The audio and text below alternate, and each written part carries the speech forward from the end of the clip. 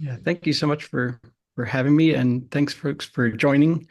I wish I could get to visit the North London group in person. Really impressed with what you're doing, and along with the Hampstead Art Society, it's just really exciting to see and feel an international community in the arts, and to feel this art as a conversation that has this kind of boundless feeling to it. So it's nice to have these moments that demonstrate that that's possible.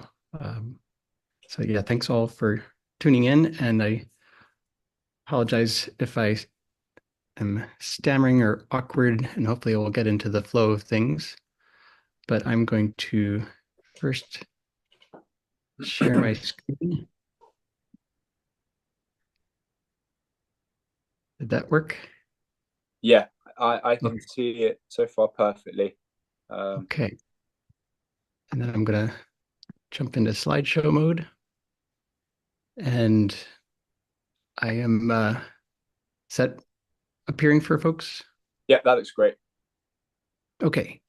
Well, so sort of as a loose framework for trying to talk about a pretty sprawling body of work, uh, I'm was calling this story, not plot, as a talk title, but not to uh, kind of bash the idea of plot or to make a treatise of one or the other, but more to just explain my relationship to narrative in particular with painting, which has been um, just a way of searching through and finding subject matter, because I don't really have a particular subject matter that I identify with. It's more subject coming by way of process and discovering it uh, in the studio more often than not, uh, with a inventory of work that's pretty large. So I'm working on several hundred pieces at any given time. Um, most of those being very quite small, and but they all kind of uh, captivate my attention in different ways and kind of play off each other. So uh, narrative, or this element of story, is what seems to allow me to keep seeking and pulling things out of them.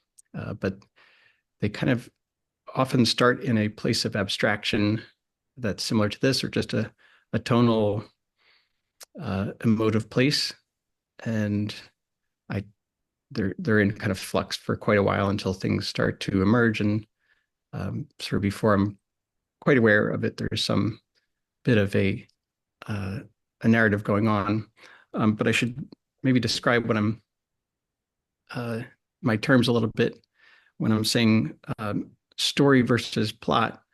Uh, Plot seems to be something more of a um, depictive of a sequence, and giving more of a, or satisfying the question for a a causal relationship for the subject. So uh, a plot or a narrative form that is plot driven really kind of tries to explain itself and drive home a particular point, where story, not a story, but story, is more the feeling of the contents, and the specificity of things, and the feeling of place, but not necessarily uh, requiring one to know a particular framework for where things are going.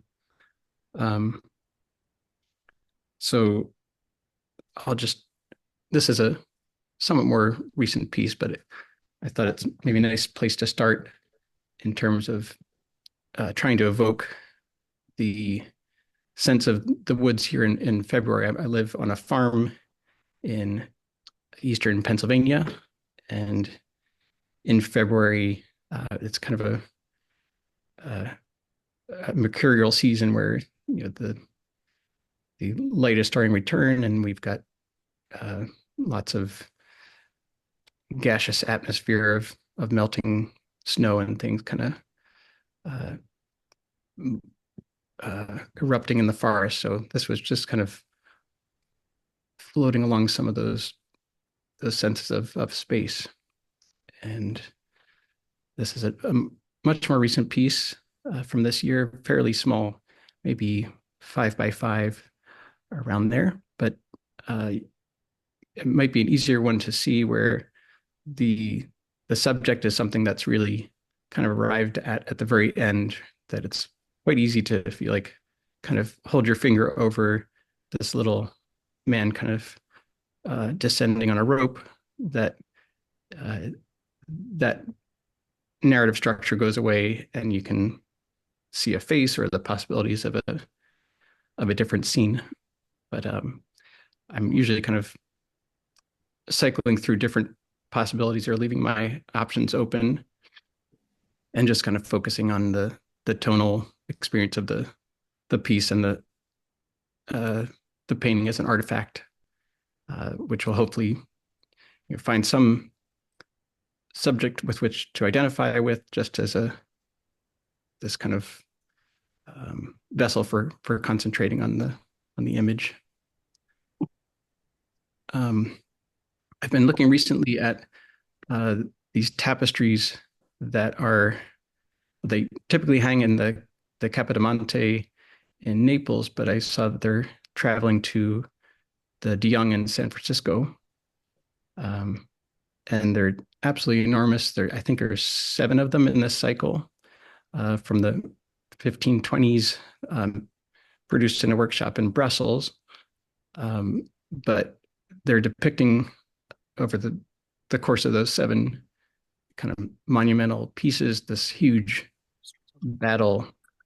And I wanted to kind of differentiate between. Oh, does someone have a question there? No, I think someone's just forgotten to mute themselves. Sorry, Hmm. I'm in the process of doing that for them. No worries. But here,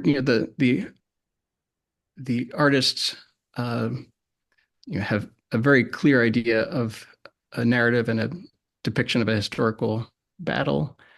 There's a very clear sense of space and depiction of a city and battlefields that have very particular reference points. The all the um, armor and clothing and appointments of the soldiers are also very specific. So there's a very identifiable plot that one could navigate through. And yet, for my own experience, walking into uh, a large uh, museum room in Naples, not really having any previous knowledge of this cycle of pieces, it's a just an absolute wonder, and one that you can kind of choose your own adventure with as an ignorant and innocent viewer. And so the experience that um, an otherwise uninitiated viewer like myself coming in is one just where you're in the midst of story. You're not um, reading plot very carefully, or at least my mind doesn't really need to attach to a sequence of plot to enjoy a piece. So I do love um, being able to kind of separate and identify where story and plot diverge.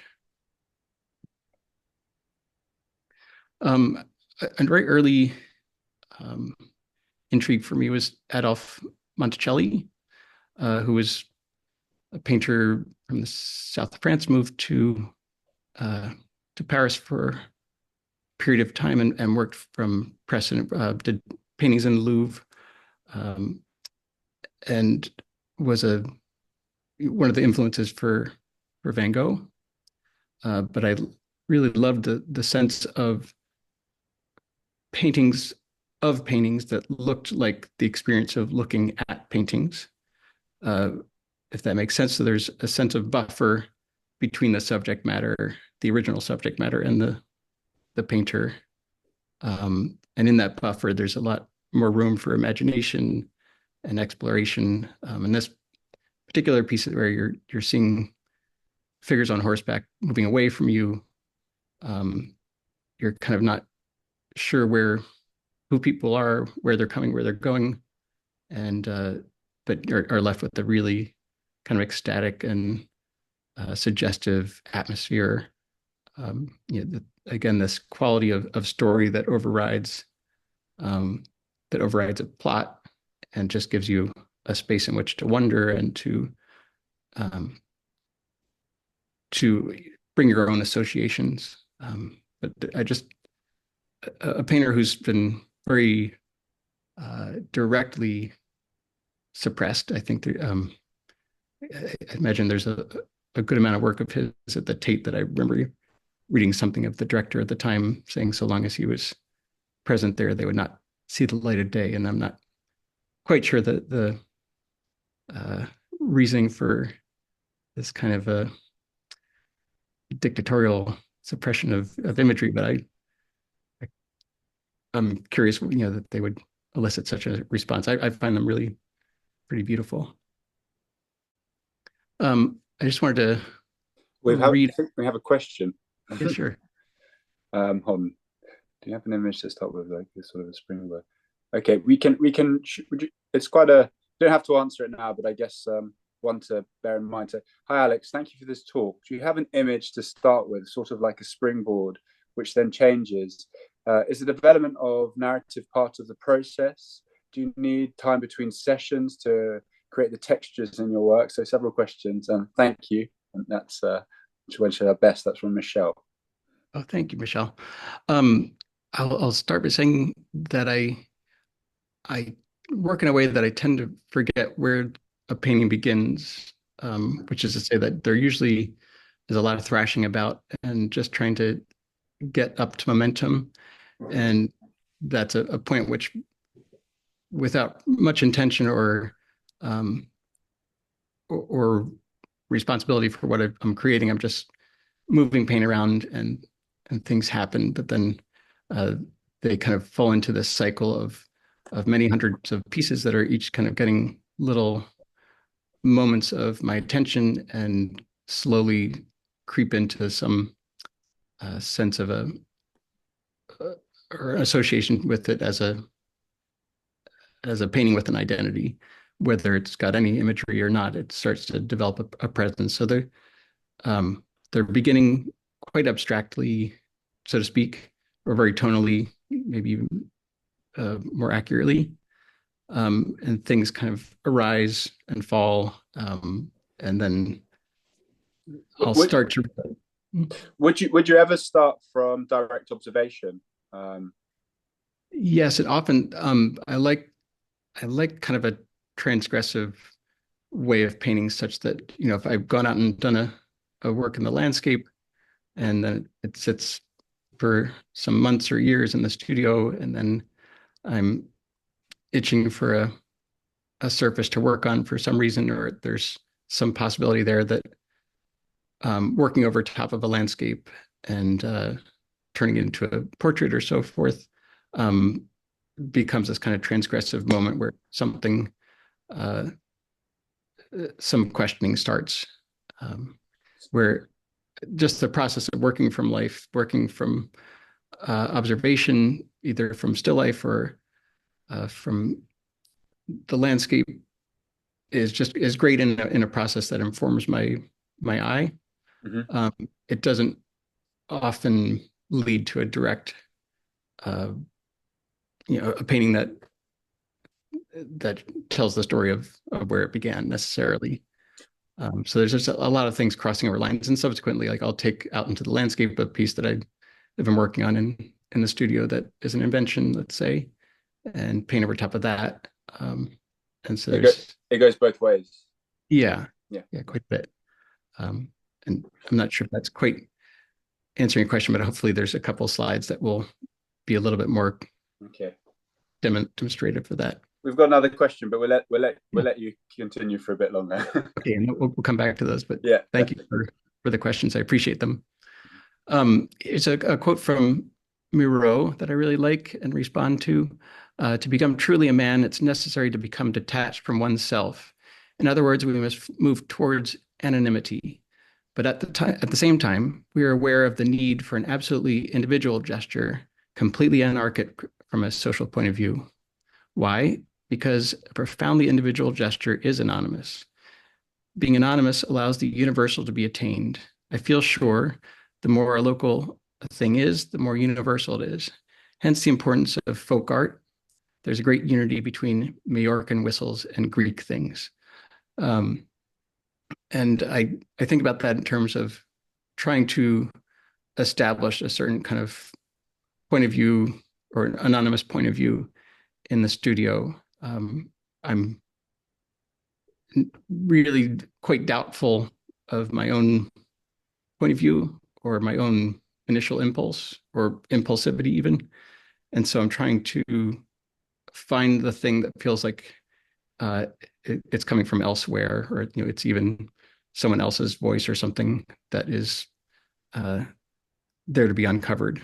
Um, and I'm jealous of you folks in London who have easier access to these incredible Assyrian palace reliefs. I also think about quite a good deal, where I'm always struck by the sense of, um, I'm going to kind of confuse terms a bit, but the anonymity of the depictions of the humans in those pieces, um, in a state of warfare or in a state of hunting these lions. I guess a large portion of that cycle is this uh, lion hunt that's kind of lurid and saddening, but that the lions are given this great sense of individuality um, and personality. And then again, there's these more stoic, kind of scripted, uh, symbolic human forms. But I think about this in terms of their creators, which I haven't read too much about them, but presumably these were artisans employed by the palace that are in charge of uh, portraying these uh, these narratives that are um, in propaganda in some form or another for the royal uh, um, for the royal narrative or these tales of conquest. And um, when there's not a sense of an artist that's given their own story to tell but someone else's, and yet you start to see this sense of maybe the compassion going towards the part of the lions and not of the mighty hunters. But in so much as like who's the author and what is the point of view of the author, there's so much more that kind of comes out of this sense of anonymity, um, and that the flexibility of not being necessarily uh, the person who's chosen the story, but who's channeling a story. I hope that isn't too confusing. But No, it's great. just to give a quick try to a encapsulation of my personal artistic history, I went to the Pennsylvania Academy of Fine Arts in Philadelphia, uh, and this was a rather traditional academic uh, and small painting school. We had an incredible uh, cast hall to work from.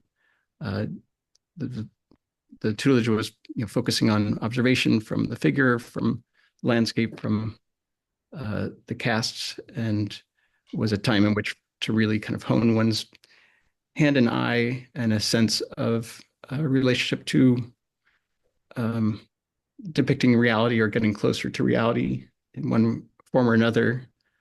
And it was both like an extraordinary time and a very fertile time for me, but also like something that felt after years of leaving school to be something of a straitjacket in terms of um, uh, being kind of overwhelmingly at the behest of my own eye, or like that the way in which I engaged with looking became a little bit oppressive.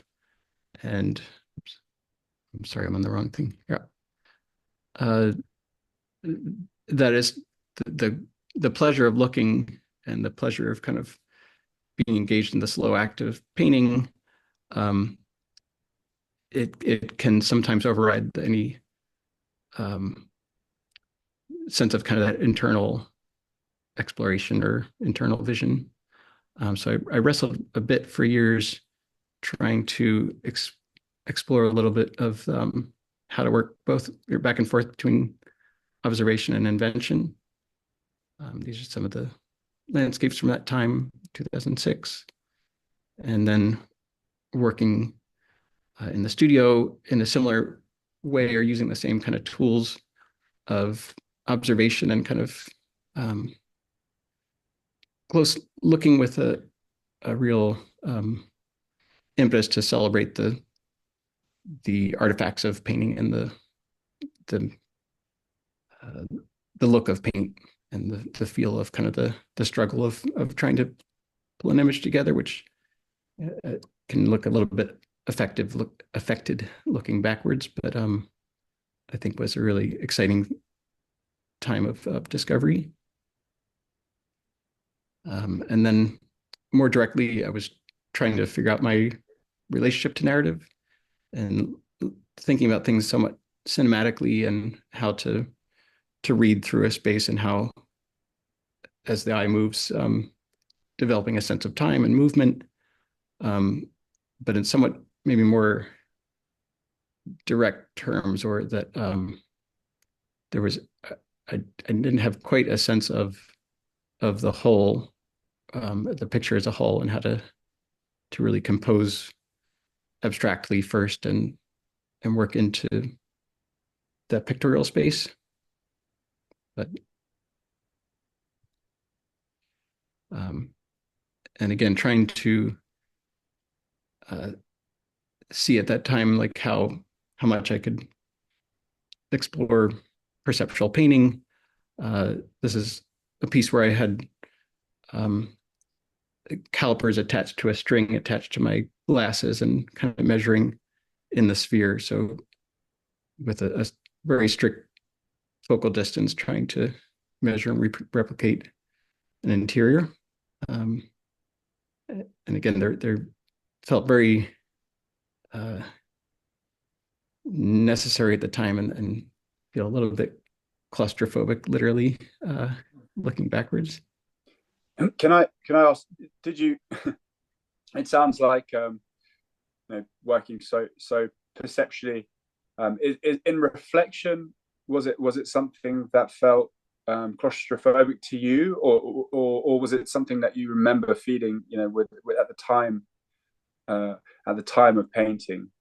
Did you feel restricted I guess no, whilst you were in it? it's a good question. I think it was really pretty an exciting time, and you feel like your knives are sharp, and you're really wanting to see what you can do just out of school.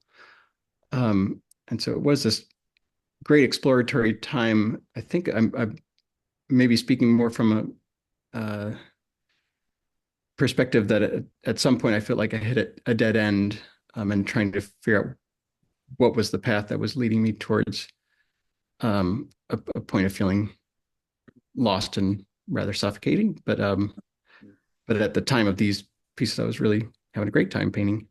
You're in the midst of Yeah, it. yeah, and these were much larger pieces than I tend to do right now. But uh, so then, yes, again, I was trying to move back and forth between these invented worlds and the observed worlds, um, and trying to get a real clarity of color, um, to create these spaces where I could start to play and to find form and to find these kind of, I guess, more fanciful passages of just painterly movement. Um, but again, there was not really a sense of found structure, just sort of like setting up a little uh, play space. But this was a painting I really liked and was called The Sycophant, of having this kind of confusion of the painter's point of view and the viewer's point of view. Um, and there, I did a number of these where you have the body of the artist slash viewer kind of coming into the frame, and in this case, bringing a tray of coffee to a gathering in the woods. Um, and later on, thinking about this in terms of the ways in which a picture maker is trying to please or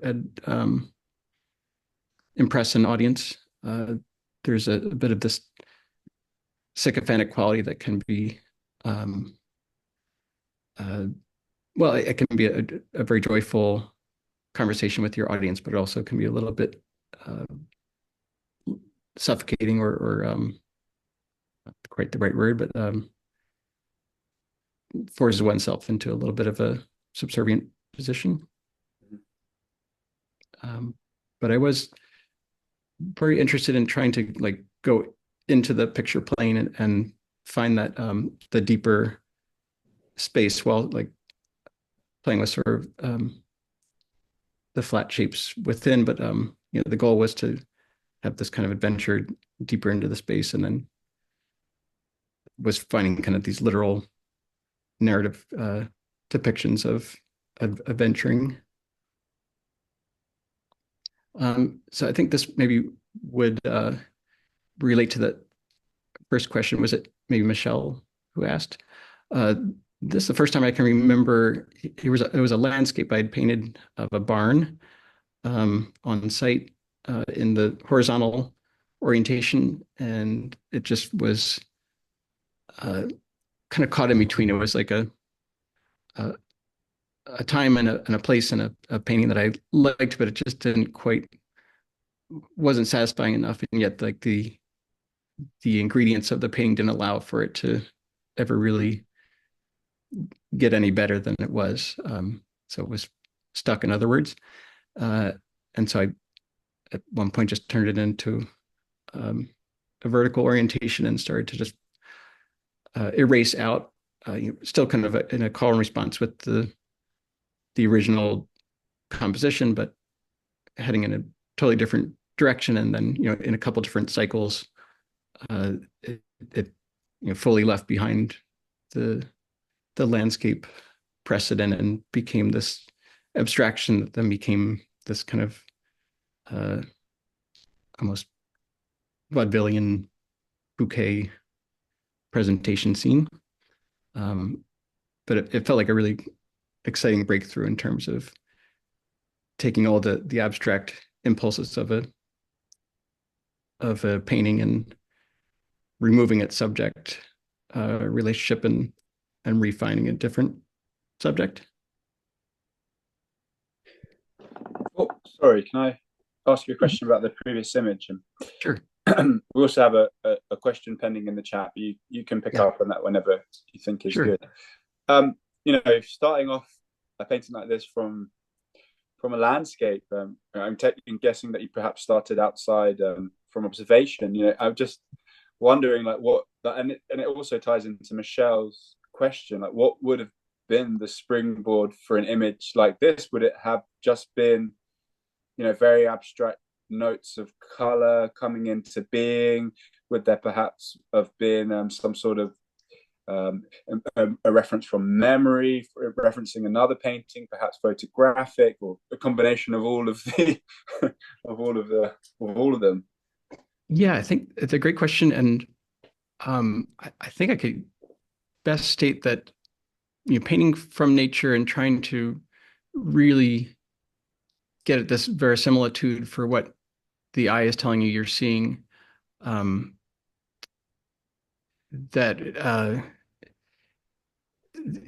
one tends to find this like incredible dissatisfaction for a representation of nature that way. That greens, if you're uh, color matching from a scene, they never feel, to my eye, anywhere near as interesting in a picture as they do in real life. And so there was this like kind of crushing um, inadequacy of like the closer I looked and the more I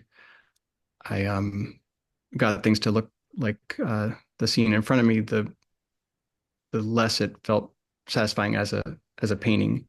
Mhm. And so to switch things up, you see these kind of more I don't know, stained glass colors, these like very rich, saturated, unrealistic, I guess, colors. And so it was kind of this negation of the thing rather than like let's um let's see it cartoonified. It's just let's see the opposite of what I the direction I was heading. So I think Mhm.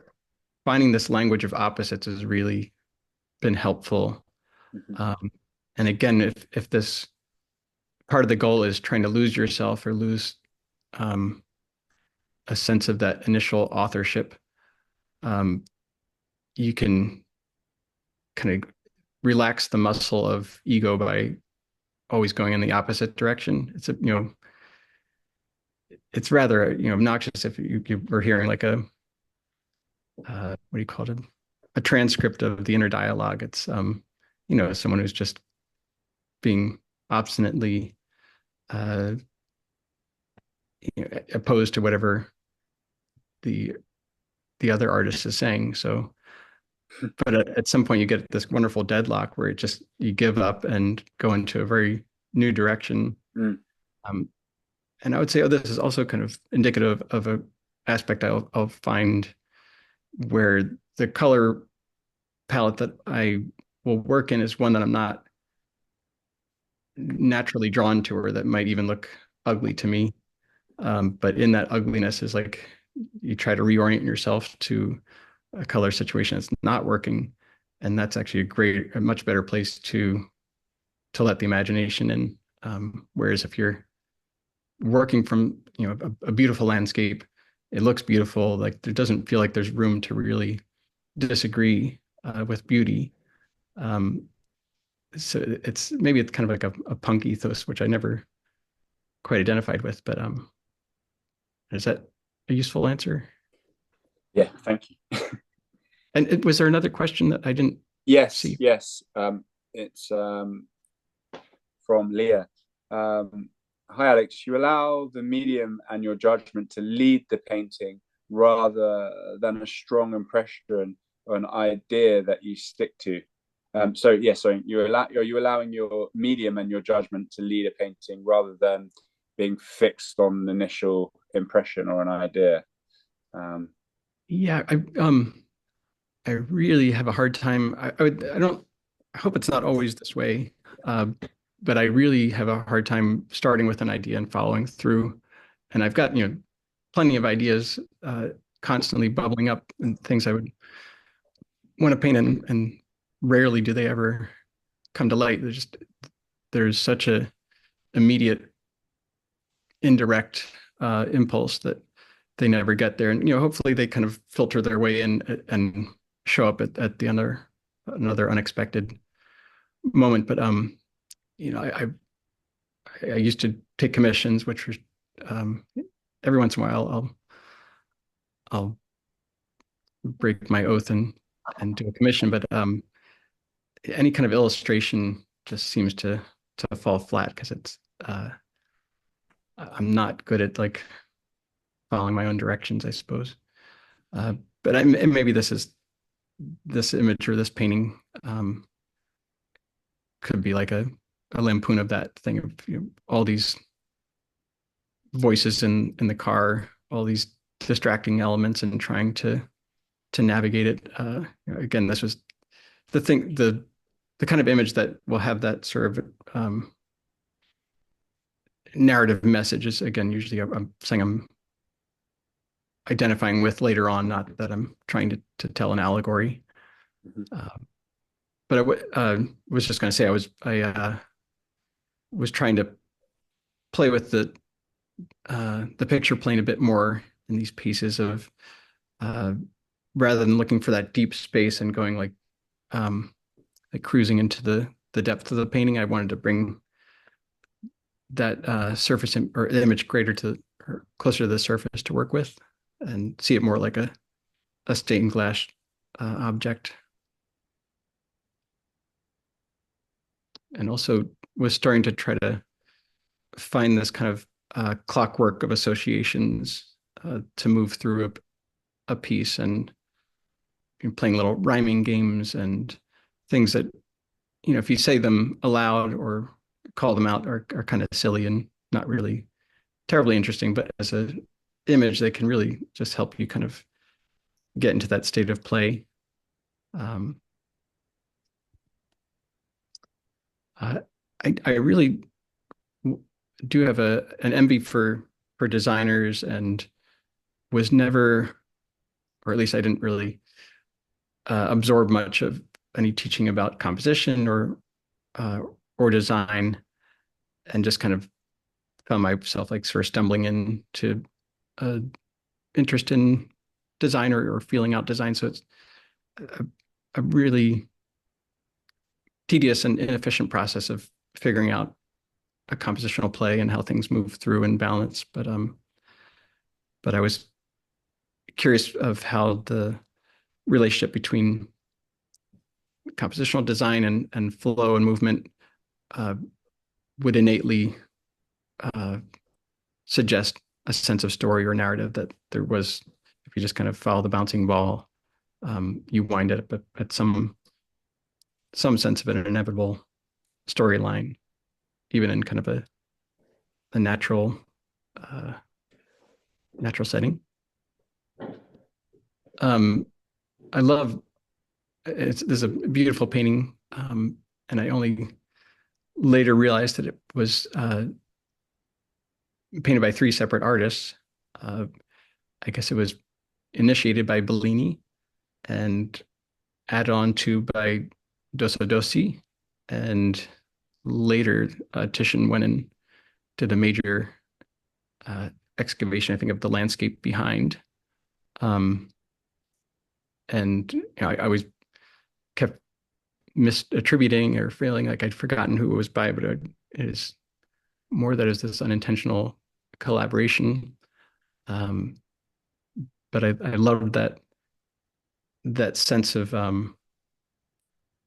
possibility of a painting not really having a foreseen conclusion, that even when you might think it's done, the painting might not uh, believe it's done, or that fate might not believe it's done.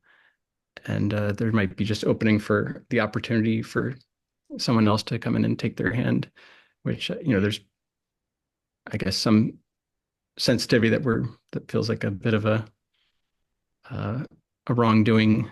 But I also think there's, something in the impish design of fate that allows uh, for painters to kind of travel unexpected paths.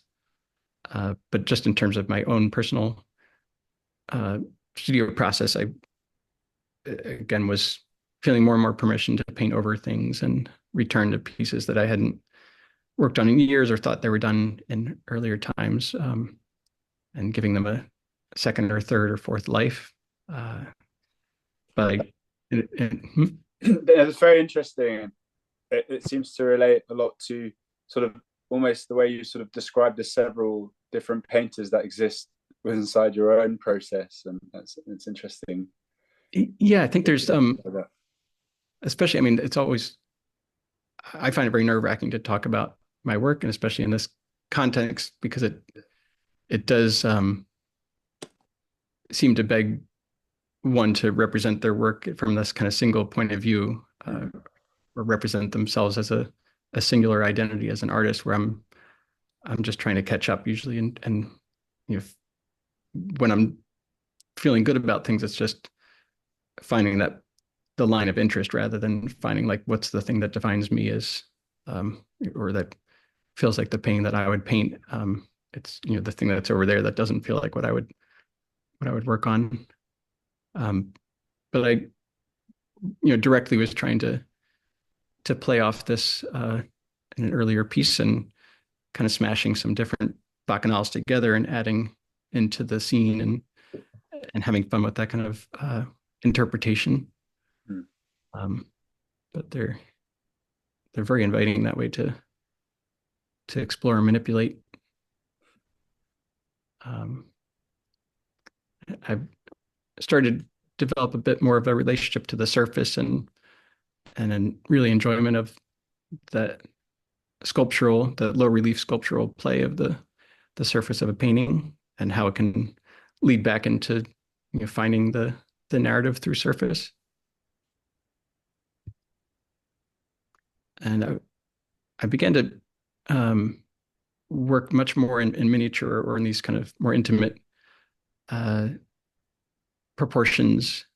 And that allowed, again, for me to work on many, many pieces at one time and, and feel like I'm both can explore a great deal, but not put as much onus on any one piece or another, or not overvalue a piece. They could be both dear and endearing, but expendable and easy to work over top of.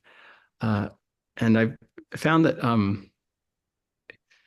uh, when I do get stuck, and it happens inevitably and frequently, um, one tool or way I'm able to get myself out of jail is to repaint a frame around it or to change the colors of a frame.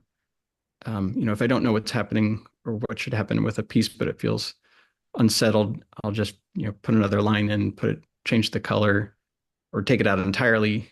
But the framing mechanism has been really a useful tool. Uh, it's this instant way of bringing oneself back to a sense of objectivity to the piece. That it's like the smelling salts that you get kind of enamored with the atmosphere or the scene or the action, having that recall back to the rectangle. Even it doesn't have to be literal, it doesn't have to be the painted edge, but to shock oneself back into seeing the full picture has been really useful to like it's like breadcrumbs that you leave for yourself back into the present, I suppose. I had an odd invitation from someone I'd worked with many years before at a summer camp, who had moved to Bangkok with his family, and uh, I'm sorry, he is now in Bangkok. He had moved to Yangon in Myanmar, and invited me to come stay there, and was interested in having a portrait commission of his daughter.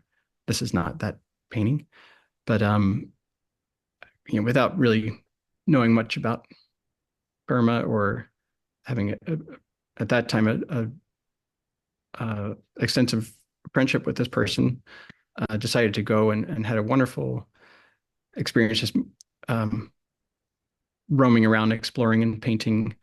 And something that I became fascinated with was this tradition of the nat houses. These nats, I guess, are um, spirits that are connected very locally to different um, spaces, that are live in people's domestic spaces or in trees and rocks. And often there's these little houses that are created and dedicated to the nets and to leaving offerings for them, or recognizing their participation in the landscape. And um, I mean, I love that as an idea and as an aesthetic tradition. It was beautiful, but also the way in which as soon as you create a space like that, one starts to imagine what's inside that space, um, and just as like a creating the definition, that the object for the imaginal was a really um, special thing for me to think about and start to imagine the same could be considered for paintings as these homes for spirits, or that you're creating this very nebulous uh, space or a doorway into another space. So um, again, this is just a more literal depiction of that kind of process of wondering what a kind of otherworldly space might look like. It was also, relating to some of the graphic designs and approaches of decorative fresco painters and um, other classical pictorial traditions. Um, I just often feel like I'm not up to the task of the kind of painting that I'm interested in or want to do, and uh, that there's this quality of panic that I think is very particular to painting and the sort of responsibility that one has put upon themselves. No one else is asking us to do these things, and so you catch yourself in that the moment of sort of getting into the studio of feeling wildly ill prepared or um, uh, worst as an imposter, and trying to work with that sense of panic or to use that um, feeling to kind of propel oneself into battle or into adventures. Um, trying to make use of that panicky feeling. Something I think about. Oops. And again, I'm thinking about fresco quite a bit. Uh, I think as a tradition that is coming out of a decorative impulse, is one that I would never have thought of in art school. Like I think that was very much a direction that felt like lesser than or unsophisticated. But of course, I think the greatest works of art are at least in part contributed from this fresco tradition, and having scenes that are really meant for the periphery and often depicting these kind of exotic scenes and kind of fantastical worlds and fantastical heroic uh, subjects that are populating them, but uh, that they should exist in the periphery. I think is really important that it's the surroundings of a room that you're occupying and not necessarily directly engaging with kind of allows that fantastical element to have a little bit more reality where the imagination is always on guard in the periphery. Um, I if you'll indulge me read this really quickly because it maybe is easier to sum up this idea of relationship to story. There is a big difference between telling a story and being in the place where stories happen. If one starts with a story to tell, it will be a reduction or a passing on of an idea, the teller knowing the ending ahead of time. Such a story may be very good, may be a very good vehicle for abstraction and delivery, but it is a smaller journey that the teller takes. If you start with an abstraction, however, letting relationships grow and have the narrative reveal itself at the very end, then there is less room for affectation and more room for the story to live its own life. We know the world through story, and we read our surroundings and the narrative uh, as a shorthand for our interpretation of how things are. Stories are very old, and for every kind of relationship, there's a corresponding paradigm that suffices for our understanding of that relationship. If I'm to think of a visual story or try to tell a visual story, I would have a very hard time, and there's a disconnect for me. But I can look for visual dynamics that will let a story happen. My job is to get out of the way when I see it coming forward. If it sticks because I perceive a kind of meaning.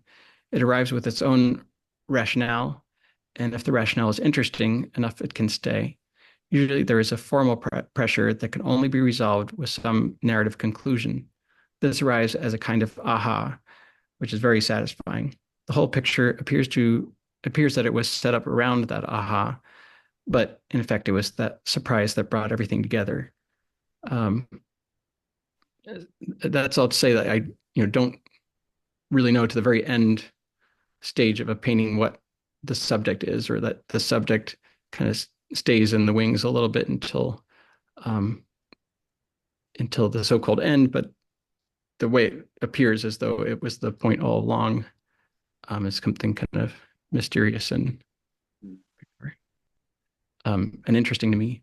This is an Arnold Buckelman piece, The Isle of the Dead, which he painted many versions. This is an 1880 version, and I'm forgetting the traveler to Germany who described it, at least in personal experience, was seemingly the most uh, popular image around, or that everyone had a reproduction of it in their homes. And I'm, I don't quite know the cultural uh, moment why this exactly was hitting a nerve or becoming so popular, and maybe some things are just so circumstantial. It's hard to know in retrospect why they struck a chord. But there's something really incredible about this. I mean, the obvious kind of gothic subject, but this fusion of the modern and the ancient, the abstraction of this subject um, is so strong, and yet it has such a incredible relationship to the classic world too. But I think about it in terms of you know if one could reverse engineer and you find the abstraction first, then the story kind of inevitably meets that at some point. Um, it's a little teeny guy.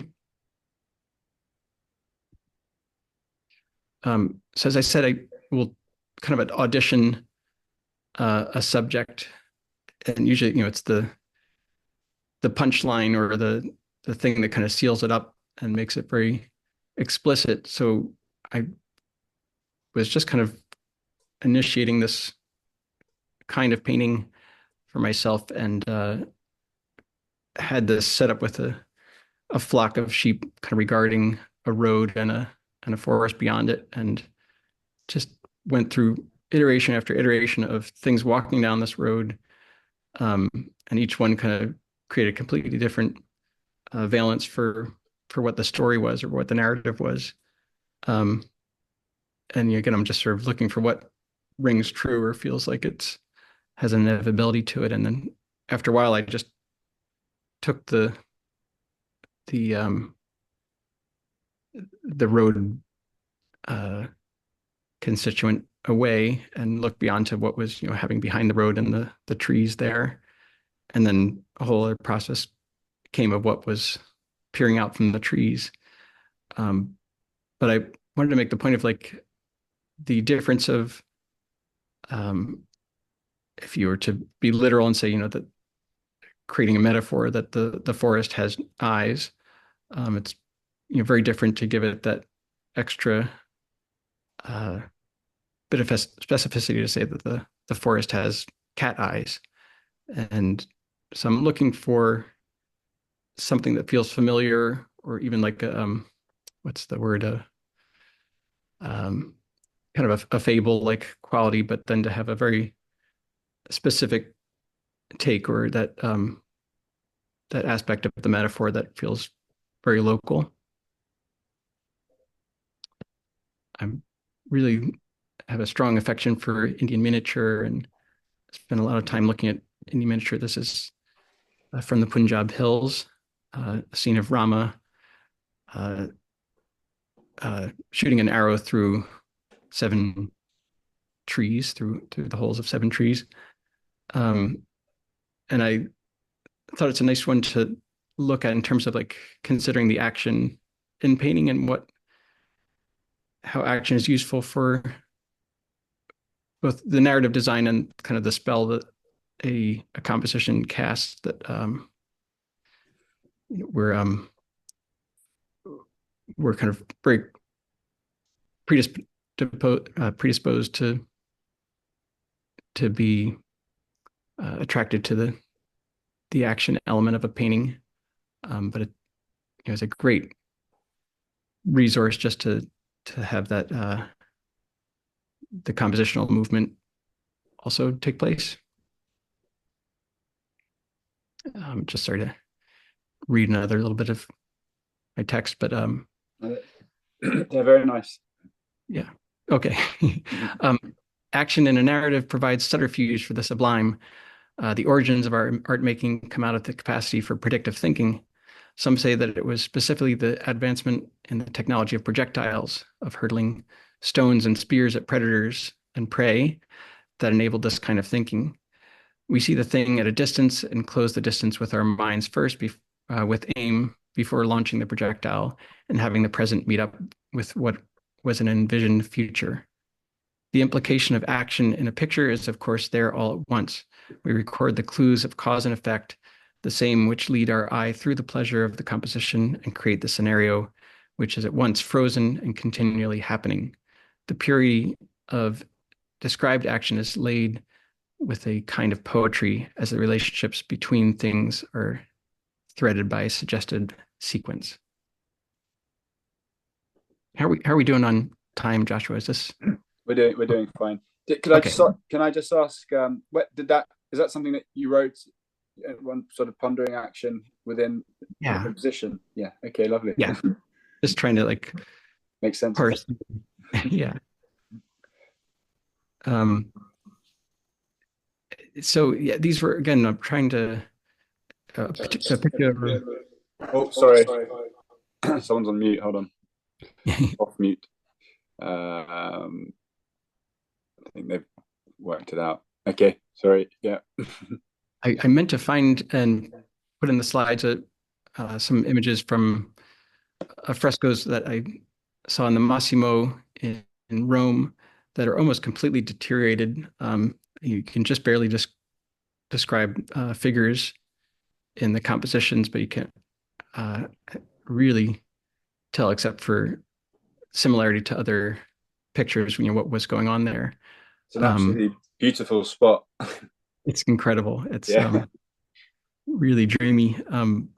But so I was trying to like create pictures that I thought could also be like erased and still maintain some pictorial value or some kind of resonance there.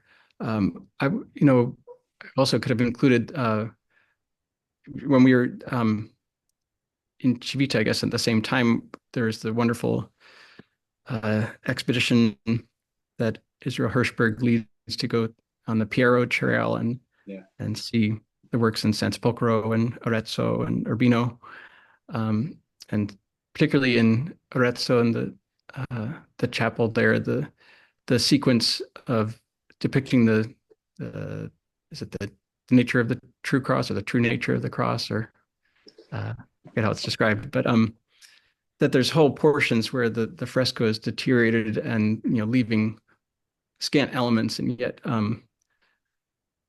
one doesn't really uh, approach them with a sense of any lacking or confusion. Like there's this incredible um, like perpetual motion machine that was set in place by such a commanding composition that you can take almost all the Jenga pieces away and it still holds up. And I just love and I'm kind of spellbound by that process. And so I was trying to again sort of search through the possibilities of an image that eventually arrive at some kind of a cogent story.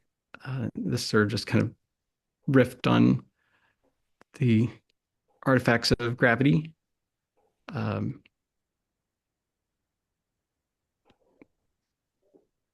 and here's another version. Sometimes if I get stuck or I'm not really certain if a thing feels right, I'll start another version. And often that one or the other version will get painted over and leave just one standing. But I kept both these uh, just to go back and forth and get a little They work well action. like that. Actually, it's so good. Yeah, I know. Make a little animation of them. Yeah.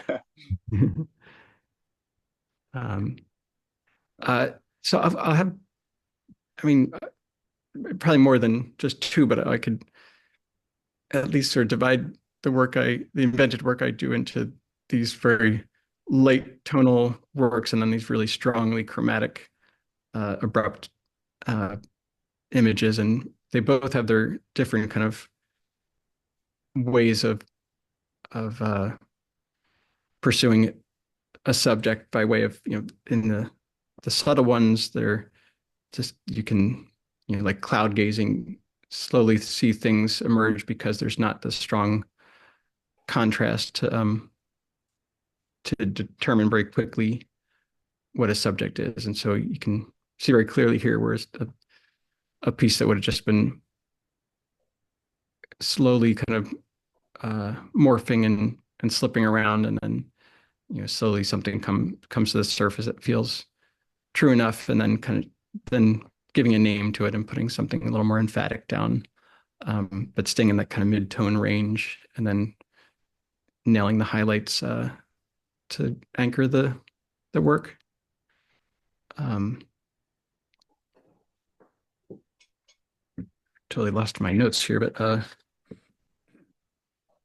yeah, there's something about taking the long way around with imagery of sitting, allowing that kind of soft atmospheric space to give rise to many possibilities, and not really letting yourself be satisfied with any one or the other for too long.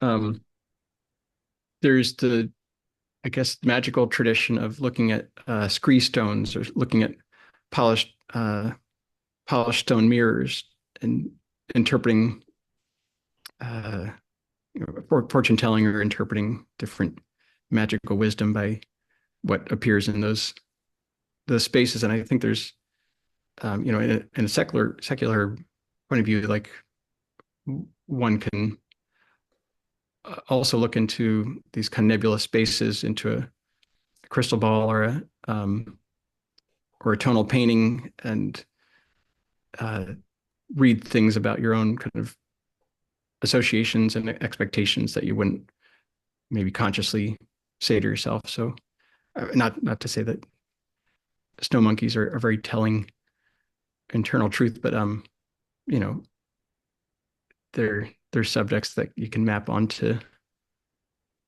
uh, something of your internal narratives. Um, Another bit of prose here. I'm not my first choice for the person I want to have painting my paintings, but one has to make do. The person who arrives in the studio is anxious, looks upon the paintings as a daunting load of chores, wants to finish things or procrastinate. So I distract that person with puzzles to give him something to do while I let the deeper self come play. I change this scenario from one where I'm required to be creative or make directorial decisions to one where I'm solving a puzzle. And of course, one doesn't try to solve a puzzle right away, but chip away at the solution. This is the essence of a puzzle, small moves that gradually unlock the whole. This kind of process, relying mostly on curt formal decisions, is a delicious kind of tedium. It's akin to house cleaning, moving through a number of paintings, tidying up what clutter I can detect, and in the process, getting to move through the visual spaces intimately, getting to know it better. So again, I'm working on, uh, in each session, I probably work on 15 to 20 pieces, and just kind of going through, tweaking, making like a couple very notable decisions, things that are, obviously can be uh, shifting the direction of the piece, and then the rest is just a lot of fussing.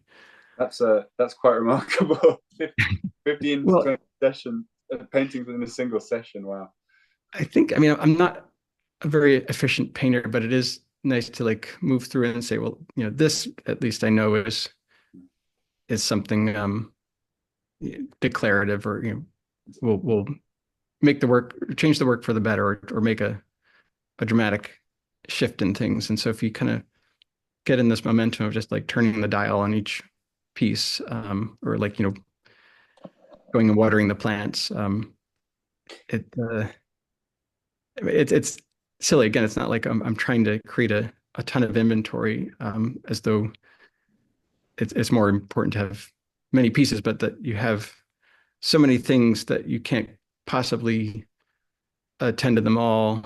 Um, some will rise and fall to your attention. It allows a little bit more of this the intuition that you're bringing that particular day into the studio and just seeing what hits your eyes. I mean, at the Will same. Mhm.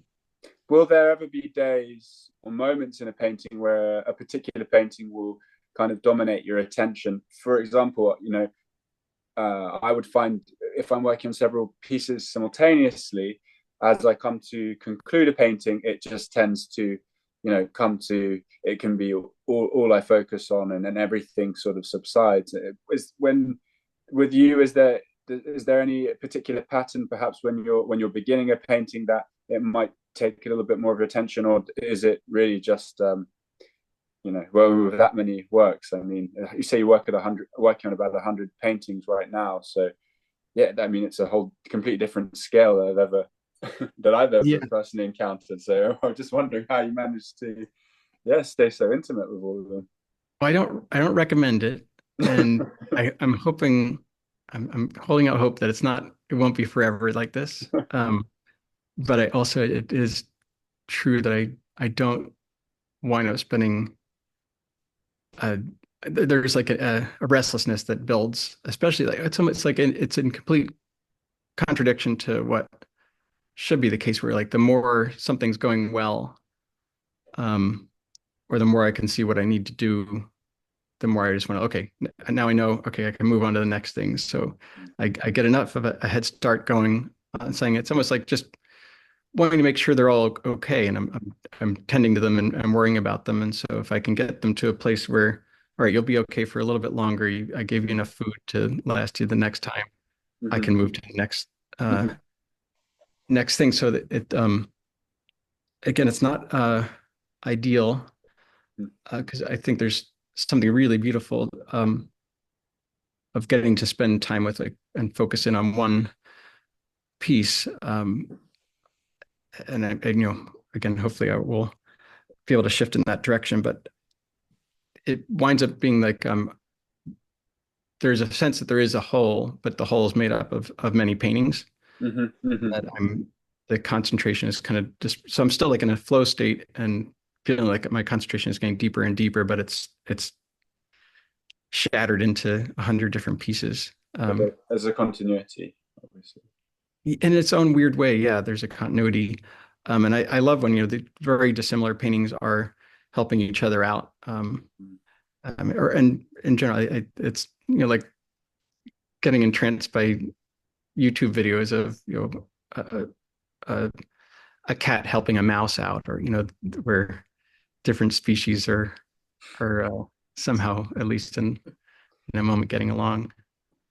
Um, there's a great cello piece where you've got this incredible ride of action and so many things pulling your attention, and yet it's split in half where the dark forest is static and simplified, and then so it's a painting that you can get really lost and found in at the same time, or find your own adventure through, and full of these incredible moments.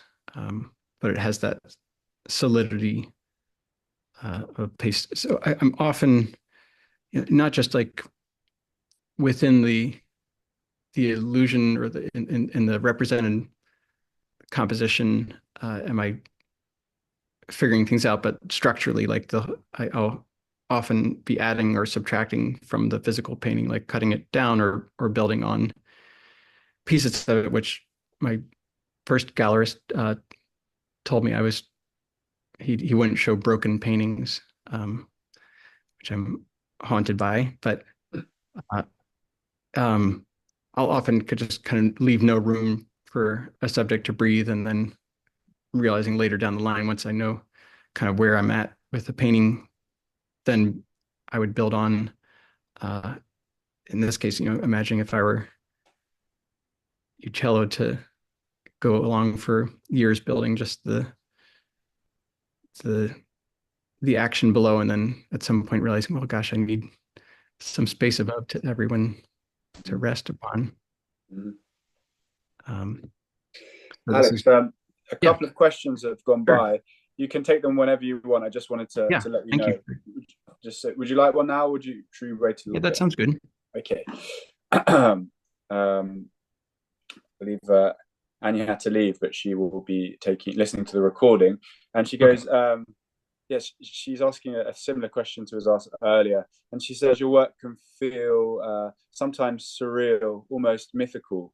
So, how do you go about your process? I mean, you've answered this somewhat, but so there's we can always move on. But do you trust your gut, your imagination? Do you sketch down your ideas? Is it from literature, from memory? It's not a dissimilar question to what I asked, and I'm sure there's probably not one answer either. Yeah. I mean, I guess you had asked for to share uh, some precedents or inspiration from other artists that I take, and it feels I feel a little bit awkward in generating a a short list of that because I'm kind of absorbing far and wide and looking all over the place, and I don't really there's so many people that I love and not like a small cadre that I would say are the people I feel like I know intimately or call upon regularly.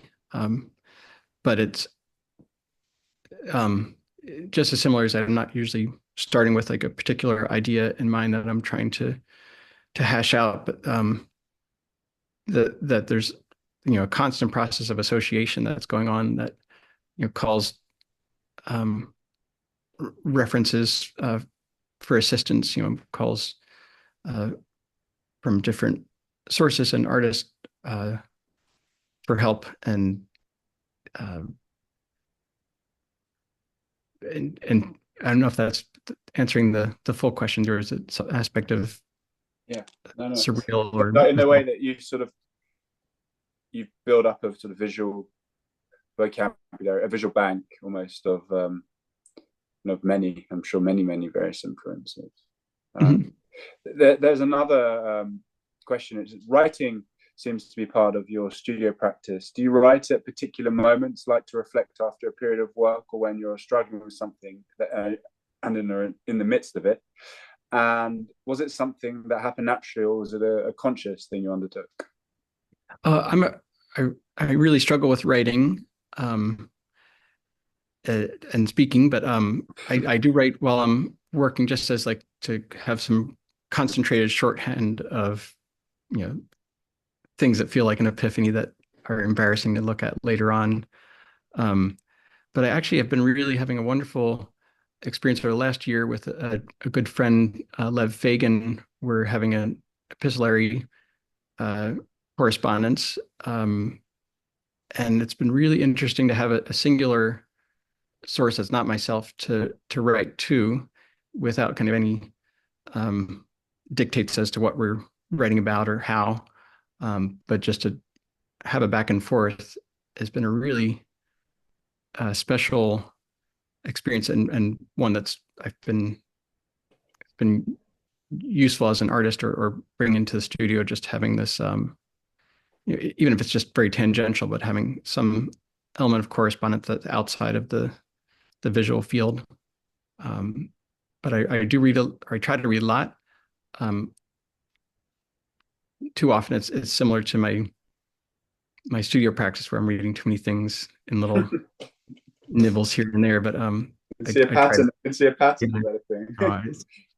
uh, I but no, I try to find the thing which will I can dive into for a longer spell, and but it's kind of a way of decoding or relating to things after the fact rather than like looking at reading Kafka and trying to respond to his writing, but rather like reading Kafka, I can understand certain things that makes sense as a painter. Um, if that's a helpful answer, I don't know. That's great. Thank you. Yeah. That was from Lucy. Thank you, Lucy. Um, so here you can see midway through the broken painting. This was a I'm they're very small often, but they're toiled on, and puzzled at. And then, once they start to feel like they've got some gravity to them, then they require a little bit more. So adding on that top half to the space just to let it breathe. And then I think I'd put a frame around it that I then took off. But I painted over the frame, and when I got to the bottom bit, I decided to leave that little tail on the corner angle. Um, and it almost created the whole space into this like thought bubble Mm. of a shape. But I like, these are the kind of things you realize, is it a problem or is it a solution? There's a bit of a Brock feeling to it. Yeah. Uh, but it's, what can tickle you a little bit. Um, and here's, adding on deliberately and painting on a painted frame. But I guess I haven't shown many of the observed pieces so far, but I do love working from still life a great deal, in the kind of um, the conversation that objects have, or to listen in on the interaction between objects, and their various like affections for each other, or jealousies, um, or antagonisms. Um, that narrative world of objects is really a great place to linger on, because again, it takes the uh, the demand of like trying to invoke something too large as a narrative idea, but just like looking at the smaller narratives, the everyday narratives. I love that. There's the narrative that it tells in context of, or in situ of daily life. If I'm often painting things I will happen upon, and then things I set up in the studio. Um, and I do like the thing you kind of, again, see out of the periphery, or stumble upon, rather than kind of composed to, to get on with. So there's the narrative of the daily life, and then the narrative of the secret life of objects.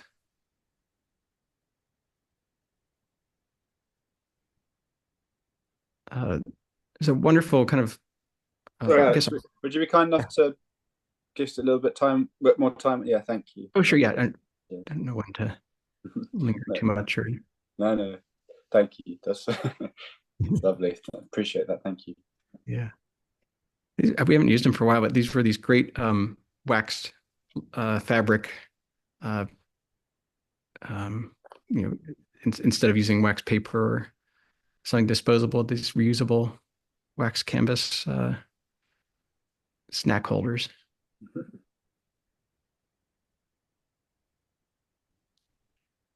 Is a somewhat overlooked American painter, John Pitot, who was kind of known in the tradition, or made his bread doing these trompe l'oeil paintings. And by the standard of trompe l'oeil, and these aren't necessarily the good representations of those, but not as accomplished or well known for that um, genre, but the relationship to objects and to composition was really modern and fascinating, and far more enduring, I think, than like Josh Hartnett maybe, um, or others in that camp, which can seem a little bit silly, I think, in retrospect. But um, again, I like the sense of narrative, or of story, that is not literal, or having this kind of allegorical or symbolic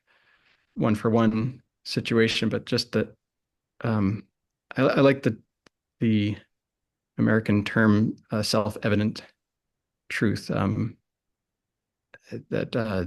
they're saying with still life, with just arrangements that they're self-evident in their meaning, or their intrigue, that doesn't really have to refer to things outside of it. I was thinking in terms of what would be examples of plot heavy um, artwork that is not uh, that doesn't, that I don't agree with or doesn't really work for me, and I'm not going to show any, but more conceptual work where there is this sense of like there's a whole agenda, there's a whole um, narrative outside of the artwork, that the artwork is just trying to drive home that point or to impress um, a certain kind of ascendancy over the viewer that I don't find to be very compelling, or that it's can feel like a dead end a little bit. And these are to me kind of the opposite of that conceptual voice. Here's one of mine. So I'm also making many of my own frames, and still kind of struggling to find those which pair well, or what would be an interesting and satisfying but not overwhelming design. Um, I don't know what this where this stands in terms of that question, but a little bit of a carved and gessoed frame. Um, Another indie miniature from uh, the the Merwan court, and I like again this aspect at times where there is no sense of a beginning or end in a picture, that it has this sense of a kind of perpetual motion machine that just is, you can keep kind of scanning through and finding pleasure with and intrigues, and but there's no kind of entry or exit specifically. And I have a couple pieces that are in that kind of vein of working in the ether, working without an established orientation to a ground, or and there's something about once you have pattern, and once you have that uh, that movement, it gives kind of an authenticity to what's otherwise awkward. So you're drawing that's not quite naturalistic, but that the drawing element reveals its uh, application to the design. You get these wonderful moments where the awkward thing is actually quite convincing, or appreciated. Um, I look at a lot of film and think about film as in uh, equal proportion as I'm looking to painting, and I think about a lot of physical performers and comedians, or clowns, I guess. Uh, and Jacques Tati is kind of the shining star amongst them to me. Um, Someone whose films are just incredibly just joyful, and uh, seemingly both like operate like clockwork and are free form. Um, there's you could drive through a reading of the narrative, but they're pretty free of plot. They're just they create these, and he creates these environs and these dynamic situations that then the clown can just operate in and find opportunities for well, for humor, but they're very visual in terms of in fact, there's very little dialogue in them. Um, but they're looking for the visual opportunity, both like to make something that looks interesting and dynamic, and also that the the operative um, subject to interact with. Like I read something of the character of Monsieur Hulot, who's Tati's clown, uh, who's not the agent of chaos, but that uh, that he aligns with chaos, or that chaos follows him. And there's a strong kind of moral sense that's not overwrought, or not kind of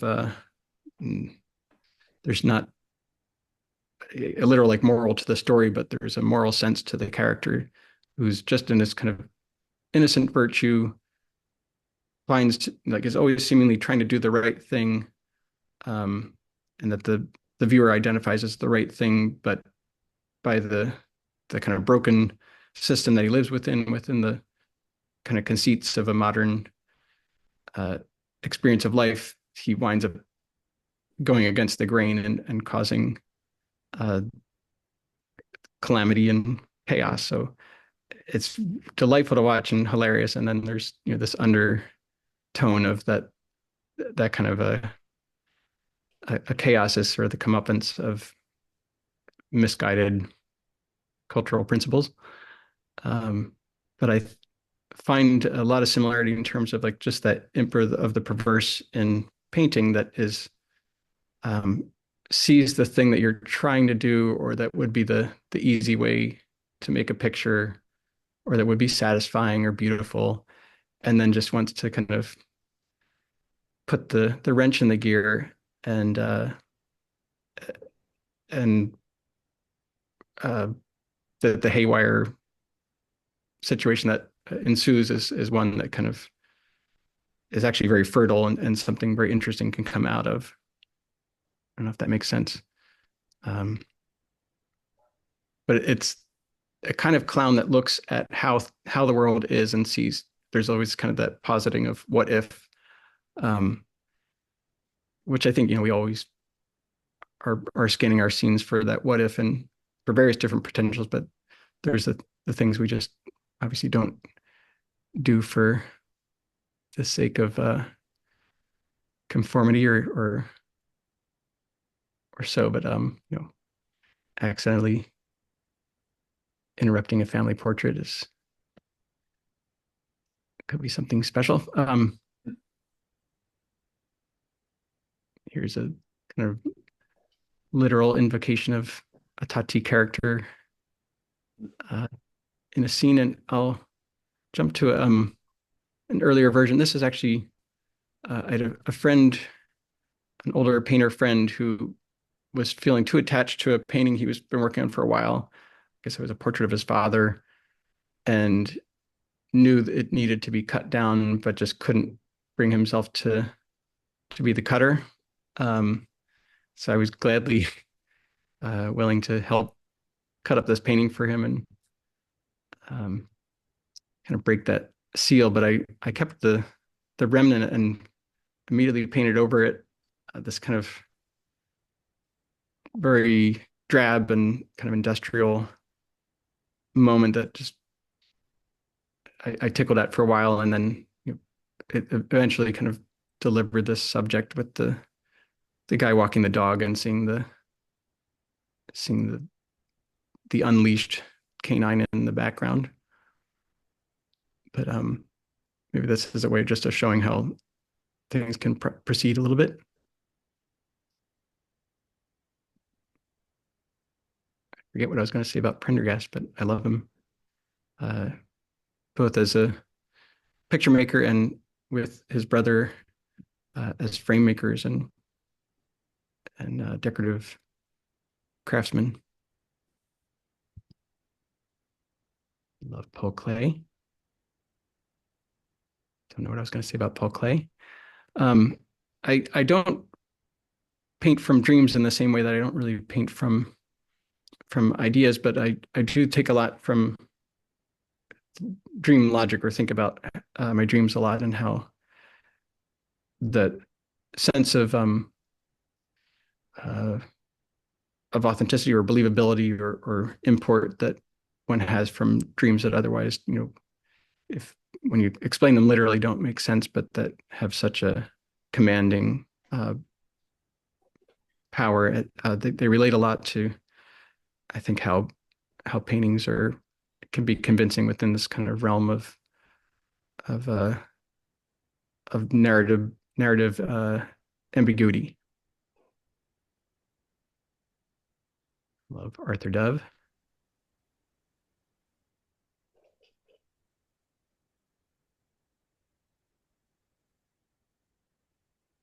If there's other questions, I'm again not having kind of access to knowing how to see the questions there, but yes, yes. There's Okay. Hi, Alex. Thank you for this talk. My question is about color and how do you create these harmonies? Do you have a particular palette or range that you particularly go to as a starting point to create the dreamlike quality? This question came before you started talking about dreams, actually. Mhm. That's prevalent in many of your works. Or is it a case of always starting from scratch each time you begin a new work? And that's from Raha. Thank you, Raha.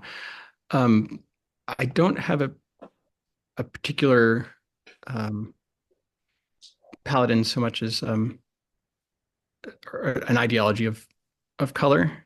I've got a pretty extensive, physical palette. The paints I lay out are a bit baroque, um, and and varied. But uh, I find each pigment can really having its own purpose and utility, but it's a pretty messy palette in terms of like there's much more direct ways to just with a sense of color theory building your combinations. But I'm looking for what clicks unexpectedly.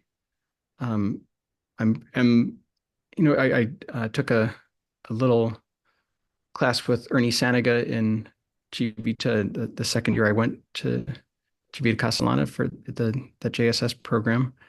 And Ernie has a very kind of straightforward um, sense of just the mechanics of light and the practical ways of illusion of warm and cool and uh, and how to operate against that. And so I'm thinking, the pressures and the interactions of warm and cool and how to play them off each other. But again, I'm more often kind of putting the color that I'm least uh, expecting, or that the kind of problem color, the problem child that I want to figure out how to orient myself towards. So there oftentimes these color situations that are just they feel like they're foreign to me. It's, oh, there you go. Mute. There you go. So, Um, Raha says thank you. okay, good. Again, just to point the finger at Pompeian fresco, or uh, these wonderful wall decorations that had incredibly fanciful scenes and playful moments, but were in some ways just kind of incidental, or not these kind of massive compositions of great import. Um, I just love that kind of that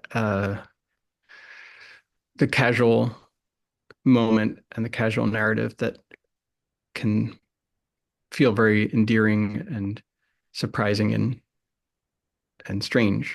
Um, and then I want to jump to compare this with George Harriman and his beloved Crazy Cat cartoon, which is also just kind of infinitely inventive, and his ways of considering the landscape, I think, uh, are quite unique. But I mean, to parlay that back to the frescoes, where this potted palm is kind of becoming the central character here.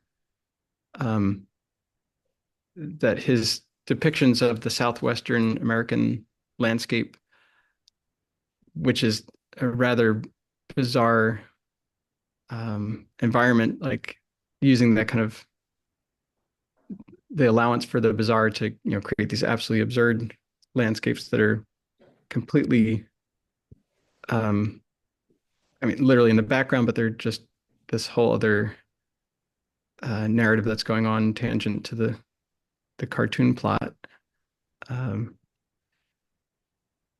they're just unbelievable resource for the pictorial mind to see like how can you have this playful visual experience of the environment, um, what are the opportunities there that might not be thinking about? And this is where when one's painting from the landscape and painting from nature and feeling kind of beholden to the scene in front of them, um, sometimes the more absurd, uh, you know, idea of the landscape is somehow conveys a more of a sense of just how strange the natural environment is. And again, the southwestern landscape that was George Herman's um, inspiration, is equally strange, but it's easier to reference its strangeness through absurdity like this.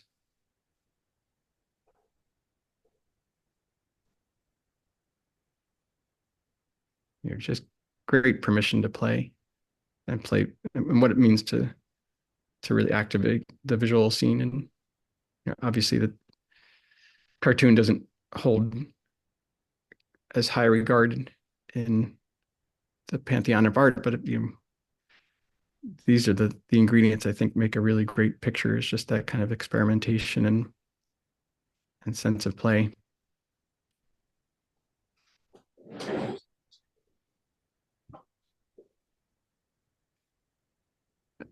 Again, I will sometimes like both literally and metaphorically, think of these passages of the road and trying to find a subject that'll happen down the road, or something akin to a stage that is waiting for an actor to walk on. And um, over and over again, I just sort of keep trying to tickle it until something emerges that feels like it's a good vessel for meaning, or for intrigue at least.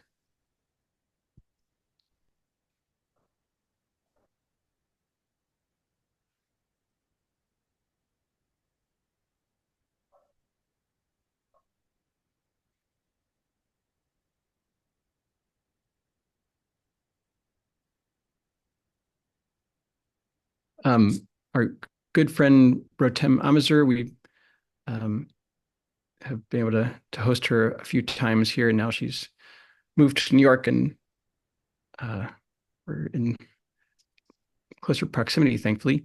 But she gave a workshop for the King's Oaks project that my wife Claire Wyson and I put together, and hearing her talk about her collage work and how she thinks about form and color and composition was really great. Had great language for some that I couldn't put my name on, or some of the qualities that are really uh, magical in artwork. But she has a process of making two-toned color paper for her collages, uh, laying down one coat of color and then finding another color to put atop it that will, in her language, kind of allow the color to breathe. Um, and this happens somewhat naturally if you're working on a textured canvas, that the weave of the fibers create some pitting, that the gesso ground is thicker and thinner at different places, and creating a little bit of this kind of friscolating quality of light that we, knowingly or not, are kind of experiencing while working.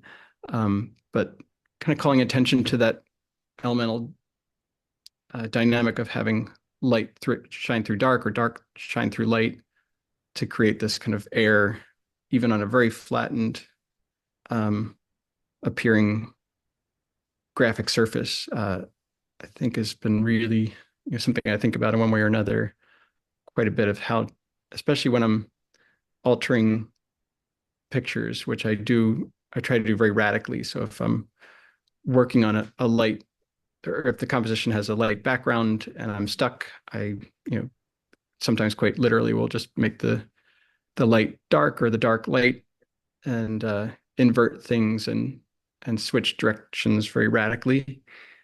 Um, it's a useful way to kind of keep a sense of the options open, and how to, with some sort of binary logic, arrive in a place you would never expect. And yet because of its relative quality, it coheres, or it still kind of holds this integrity. Um, but it comes a little bit from this sense of like how to get the color to breathe. And one of Rotem's teachers, Ken Cooley, who uh, lives nearby in Easton, Pennsylvania, um, talks about working from this abstract language forward, or that finding strength in that in the abstraction allows for uh, an exploration of the possibility of figuration. And I think there's something really both freeing for the artist in that, and then there's something very inviting for the viewer. They're very generous in that way of like, if you're not, if you are can satisfy some of the urges abstractly, um, with a strength of the relationships just abstractly without having to kind of get in and describe too much. It allows the viewer to imagine. You feel the strength of the environment, and you're able to kind of imagine the scene a little bit more on your own terms, which I think is a great quality of painting, that a sense of but not being an airtight scene for the viewer to try to struggle with, that there's an openness, but the conviction of their representation and their understanding of the artifact, but there's that openness for the viewer to feel story.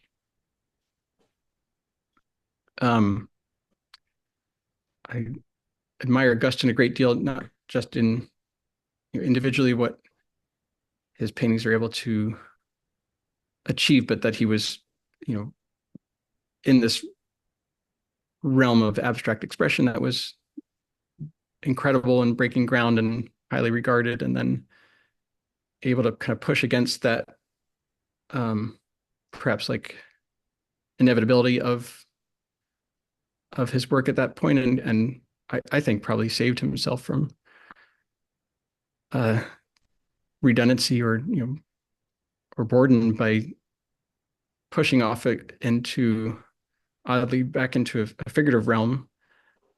And I think about this in terms of like trying to seek a center, um, or be something of a centrist in your artistic pursuits, that you're not allowing yourself to be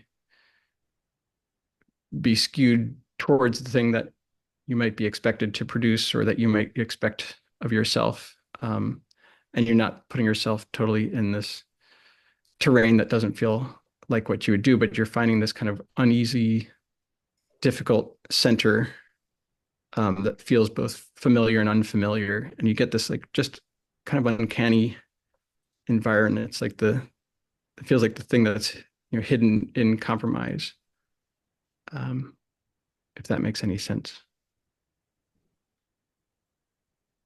And there's something really beautiful about compromise to my eye, of like loving the picture that arrives, not the one that you intended to, or hoped would arrive, or feel would be like the logical um, uh, performance of what your abilities are, what you're about, so to speak. Um,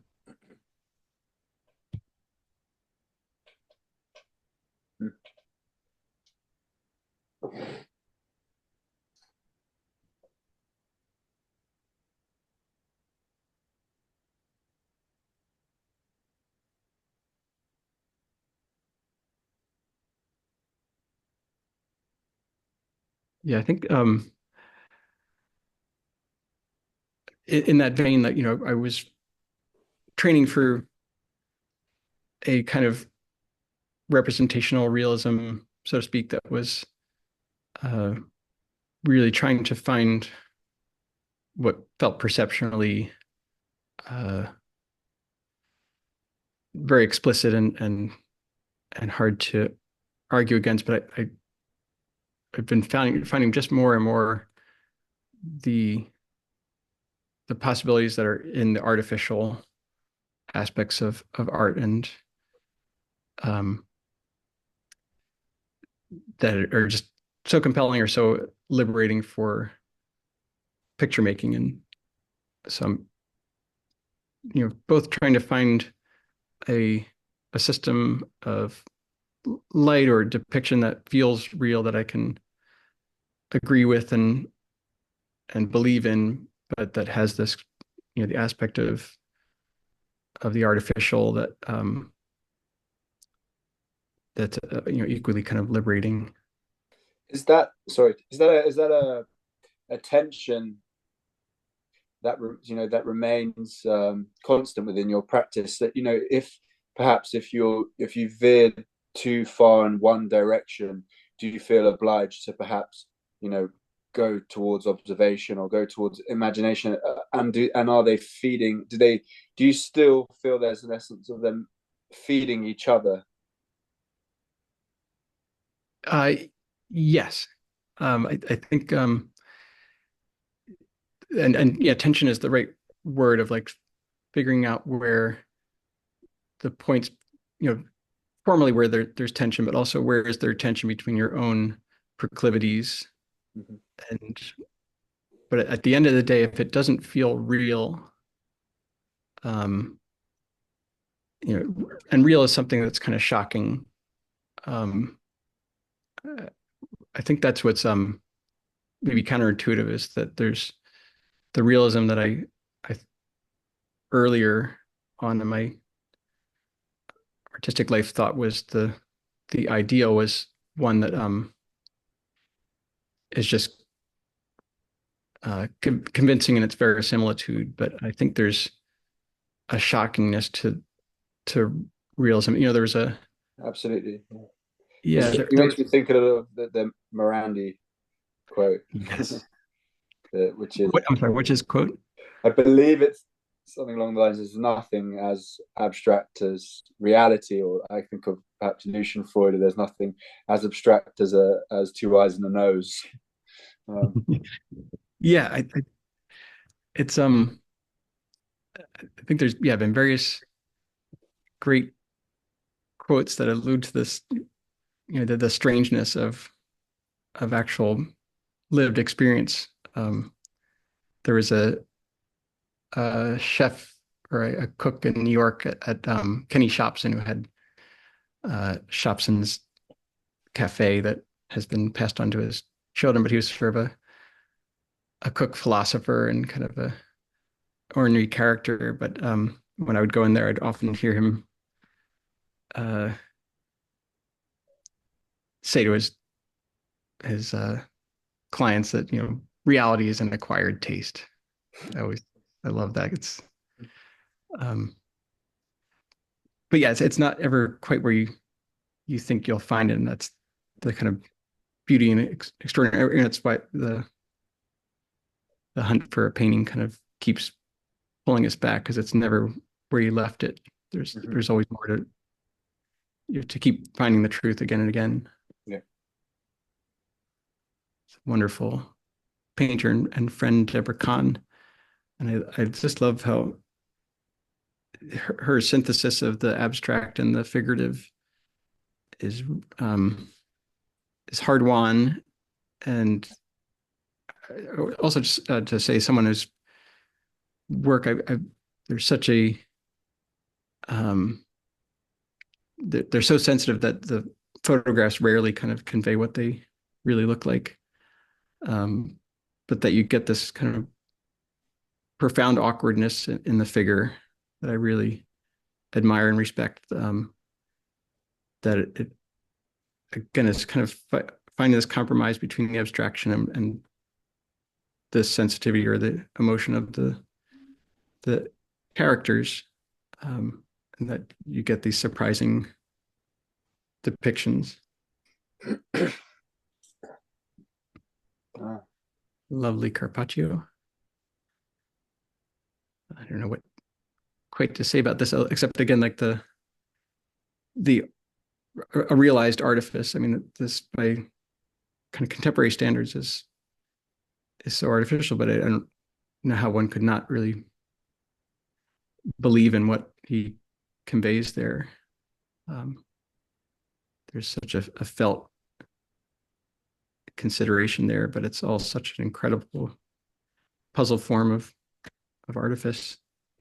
It's a beautiful lie. It's a Yes, beautiful, exactly. yeah. Um, Great shape maker. Um, yes, I I do think about like the manipulations of time a bit in picture making and being able to create a space that moves with and proceeds with the motion of the composition. And I think about both spaces that you've been in where you can't quite sum it up, or it doesn't quite feel like it's beholden to any kind of specified architecture or design. It is kind of when spaces feel organic and living and moving. Um, there's a wonderful Indian miniature that also just feels like a building that's kind of unknowable and infinite um, and born of the mind more of than physics. And I think about there's some wonderful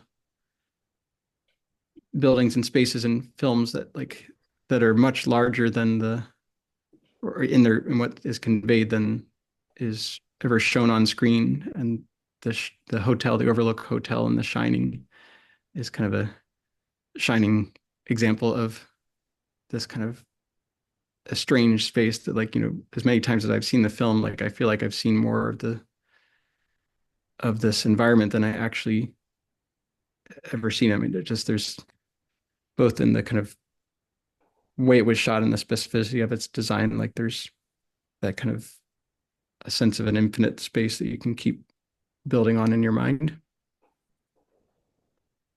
And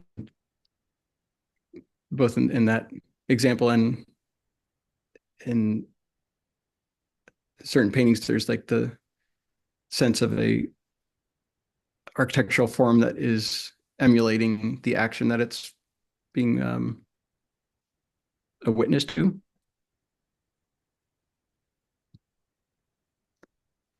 And I've been thinking about Piranesi a lot recently in this similar way of like these kind of infinite spaces that they're not sedentary, but they're an event.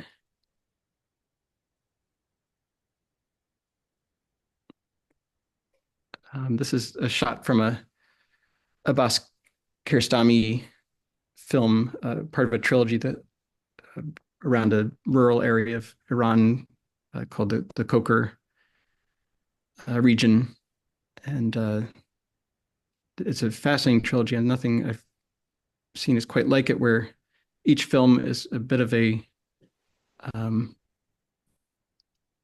a reflection of the other, or looks back on the other in kind of a um, a nesting doll style. So the first film portrays a young uh, student whose uh, classmate at school leaves a book behind, and he is trying to return a book to his friend. It's a very simple story, but he doesn't know where his friend lives, and so he's just on this little childhood odyssey, just trying to figure out where his friend is without any really information, just that kind of impulse of needing to return something. And so it's shot very simply, and yet it conveys this incredible sense of a dreamlike odyssey. This, in terms of thinking of story versus plot, like just how a simple operating impulse sends one into a space where you're, it's just potent with story, but not necessarily much plot is happening. The subsequent films, the second film portrays the director of the film as a character who plays Kiarostami, who's going back after the massive earthquake in the 90s to the region where he shot this film to try to find the child actor. But it's all um, a dramatized film, but it has this quality of documentary, um, documenting his actual experience, going back to find the actors. And then the third film pulls back the lens even further and has another character portraying himself as the director, portraying this documentary of going back to find the child. So um, there's something really uh, incredibly, wonderfully strange, even though like the the technical aspects are incredibly simple with which he's portraying these films.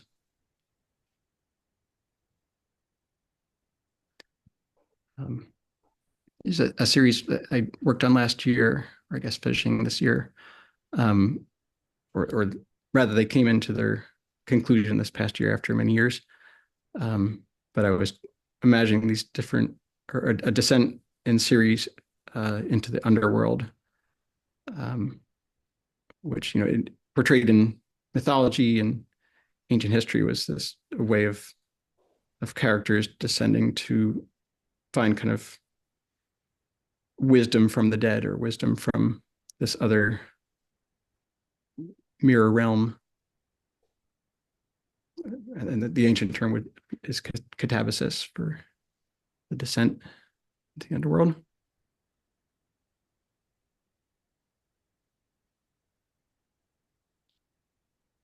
These are carved frames I'm creating for them.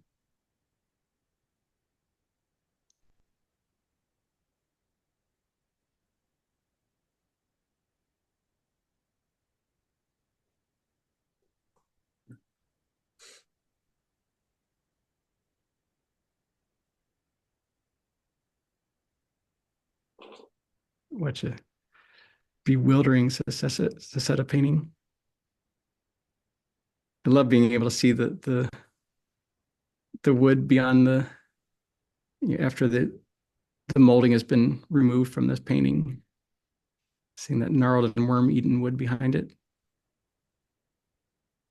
which somehow relates to seeing like this strange building with miniature aperture and people still coming and going inside and outside of that room.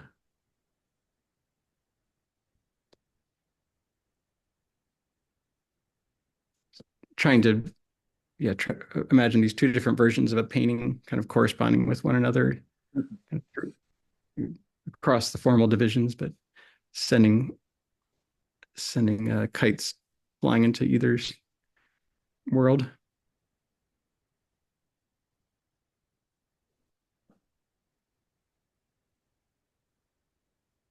Is there another question, maybe, or Yes. Thank you, Alex. Would you say there is also some symbolism in your work alongside the intentional openness? That's from Lena. uh, yeah? Although again, they're back-ended symbols that they're not. I don't tend to try to come up with a crafty um, placeholder for a thing, but that I'm always just amazed and fascinated with how a form. Let me see if I can find an example, but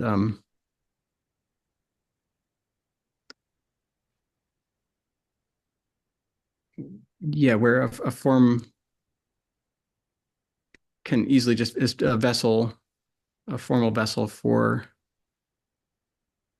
uh, a thing for a subject, and then it's usually this like puzzle of like what will fit in that space. And so I don't know if you can see my cursor here too, um, but this painting spent most of its life without uh, this sea or the boat or the boatsman here, just this kind of tumble of forms, um, and that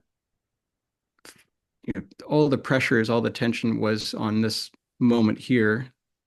That this is where it was needed to have an identifiable object which would spiral out and kind of give reason and give some dimension for the rest of the space. And uh, thinking about this idea of the descent to the underworld and that strange entry point. You made me think of the form of the boatsman, um, which certainly is equally potent as a symbol as it is just as the narrative object.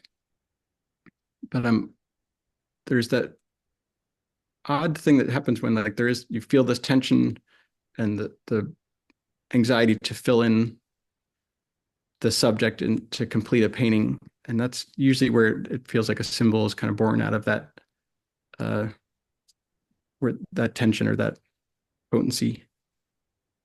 I feel like that's not a very helpful answer, but Thank we'll you. have to do. Thank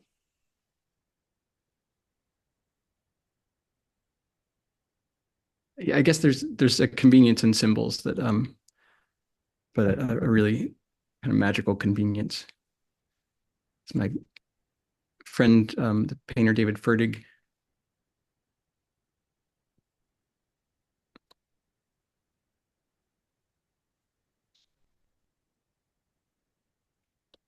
Cohen John.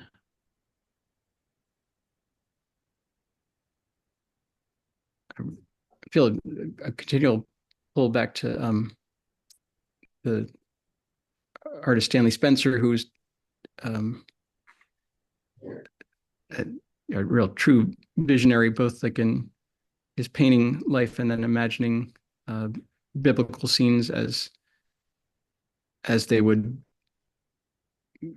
uh, be portrayed or experienced in his hometown of Cookham, and sort of seeing the magical and the mundane in a very real, interesting way. But uh, his just sort of incredibly liberal eye in terms of composing uh, extraordinary compositions that have a very strange graphic sense and flattening perspective, elongating and uh, extruding the physique, but with a really just compelling sense of their solidness, both as a physical forms and as narratives that he believed in.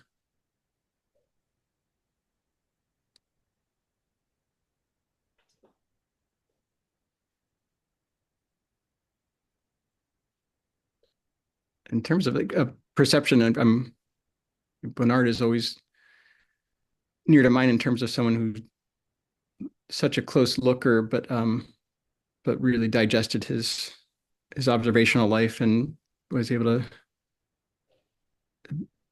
often reproduce things in the studio that he had just see. I guess there's stories of him just like taking a cab ride around instead of like setting up his easel somewhere, but then going back to the studio and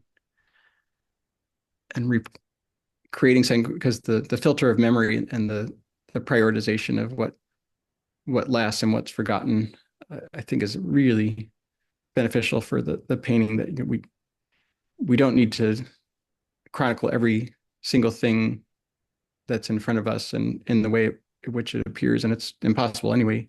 So that having some uh, filter of wisdom, or even just the natural filter of forgetfulness and memory, to hold on to just the magic of imagery that has some relationship to a lived experience. That was beautifully put. Thank you. Um, I think I've wound up in the portion of the slides that is sort of if I needed extra things to to point to. Well, So I think I'll leave it there. yeah, that's it.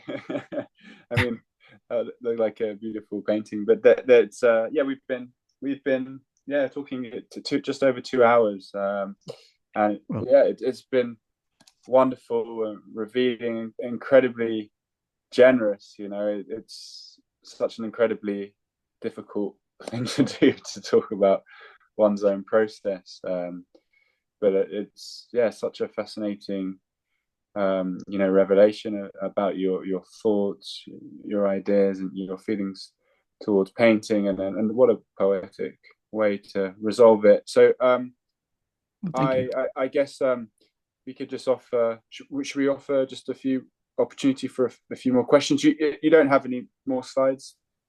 I have more slides, but I'll sort of leave them, Okay. in case they're needed. But yeah, thank you for everyone for coming, and I'm happy to answer questions and stay on as long as folks are interested. But I also don't want to overstay people's patience.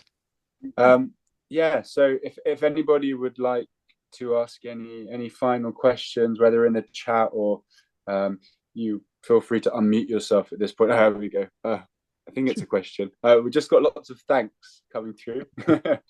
Um, Thank you. This is a nice one. Thank you for being willing to recreate with words what is such a non-verbal process, i.e., the way you make a painting. It's so difficult to do that. Yeah, I totally agree. Thank you so much. Someone's asked that they'd like to see the remaining slides.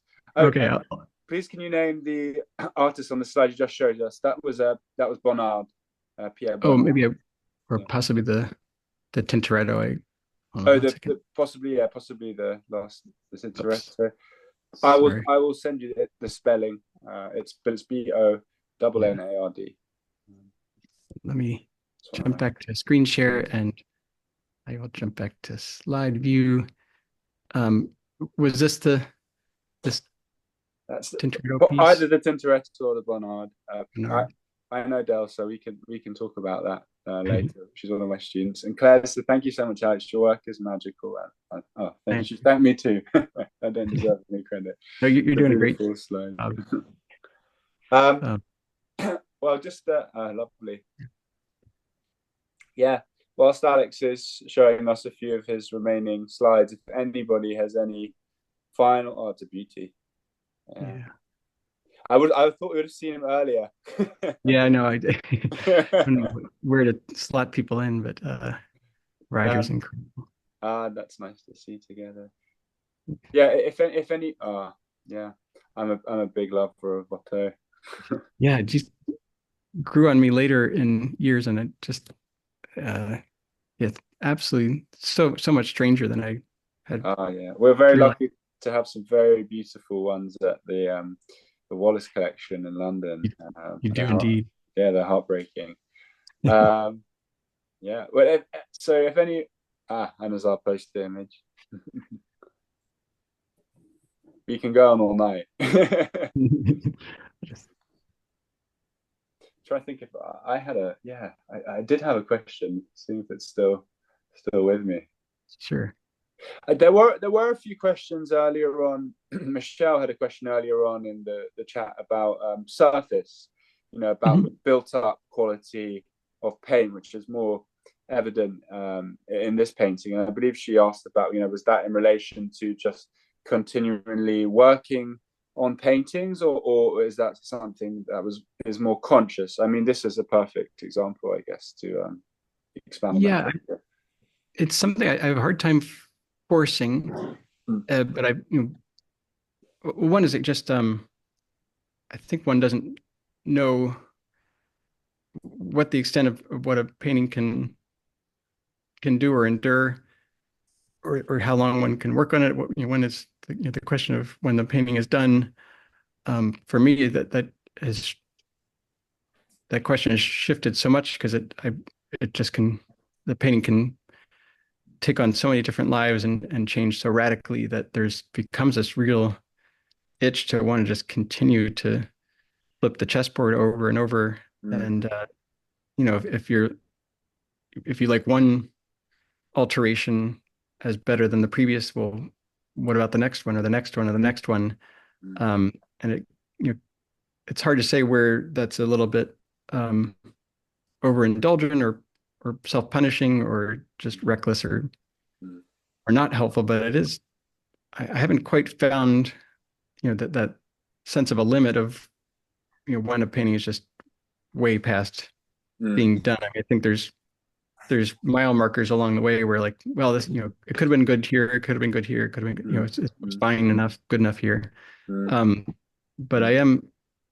I may be trying to set up ways in which that I'm just not I'm less and less complacent to an earlier success or earlier satisfaction, I should say, to a piece, and so that continuing to just paint over it again. I showed Kubrick a picture from his film The Shining before, and I really admire him greatly for many reasons. But he was famous for having excessively uh, many takes of a scene where an actor would go through 30, 60 takes, exhausting their ammunition as to what a character could do or behave in a particular context, and you keep going past that, and it just gets absurd, and then you kind of start to reach and find completely different solutions or possibilities Mm. than you would otherwise, and often those were the takes that Kubrick would use, so that you would have this like incredible performance, but one that just felt deeply strange in a way you couldn't quite pinpoint, other than here's an actor who's been trying to deliver their best performance after many, many, many, many takes. And so the surfaces are often an artifact just of a process of like go over and over and over. I also am like maybe a very I hate waste, and so I'm usually like at the greatest extent that I can still work paint and make it usable. I'm trying to salvage and use that. So it's um everything's going into the surface there, and Mm. but I'm scraping down to and cutting in and Mhm. excavating is not just all additive. Mhm. Uh, Mhm. Mhm. Mhm. Yeah, that. but yeah, look at Kossoff as an example. It's like you Yeah, can take it to the limit until the room can't hold it anymore. yeah, yeah. I thought of Yeah. Kostov earlier. Actually, he spoke about having to sort of learn how to draw every day, relearn. Yeah. He sort of felt by the end of the day that he sort of felt like he might have learned something, and then he realized that every time he went into the studio fresh, that he'd have to start again, and um, you feel that sort of sense of discovery within his work always. Yeah, I think I mean we all, whether painters or not, that there's an incredible embarrassment of depreciating or forgetting, or not thinking you had the skill that you had the day before or so. But I think equally it's a wonderful thing to accept and to lean into, that to continually be a student and always trying to figure out what it is, or figure out again. Don't assume that you have those skills just ironclad for all time. That they change and they disappear, and you relearn them differently, and that's a beautiful thing. I we showed a wonderful painter, Chuck Bowdish, who for tragic reasons had or had intense uh, mental illness uh, complications in his life, and wound up in Rikers for uh, unnecessary reasons. And but his letters, I was hearing at the studio school, gave a wonderful talk by some of his friends, and he was relating like that he was doing fine in prison, where like again he was not necessary that he was there, but just saying, so long as I'm growing, I'm fine. It's just an incredibly humble and tragic statement, but it's uh, and I like his use of that term, not like that I'm getting better, or that I'm succeeding, like that you're always growing is, I think, a really Mm. special thing, even if it's at the same time that you're diminishing in other parts. If you're still growing, that's the important thing. I think that's a nice, nice place to end this wonderful Good, conversation. And yeah, I just wanted to again thank you so much, Alex, for giving us your time. It was a real pleasure to have you. And yeah, I suspect there was a lot. You went through a lot, and your everything you said was incredibly considered, and I think I can imagine people will be revisiting this video, which you'll have the lucky, hopefully, if our recordings work, they will be on YouTube as soon as possible, with Oh, nice. permission of the artist. And yeah, so those that couldn't make it this evening, I know there are several people who said they couldn't make it, but they'd love to watch the recording. You'll be lucky enough to do so, and I feel I'll do so myself. That they're because you were very, yeah, just very incredibly thoughtful, and I'm not surprised. It's very evident in your work. So thank you Well, again, thank you for the Alex, opportunity. and good night, and thanks everybody who came to join us. It's been, yeah, it's just wonderful to see how this series of talks has developed, and we have a YouTube channel. We have three other talks. One of I'm still trying to bargain with Omri Sudri to convince him to put his talk on YouTube. We're getting there. We had made a bit of progress last night actually, but it still Yeah, might be some time until he well, accepts. But yeah, good night everybody from thank North you all. London. And yeah, good night, Alex. Thank you so much. Yeah, there's lots of thanks in the chat. Great. But yeah, we're incredibly grateful. So good night, Thank you as everybody. well. All the Take best, care. and we'll Thanks, speak everyone. soon. Take care. Take care. Take care.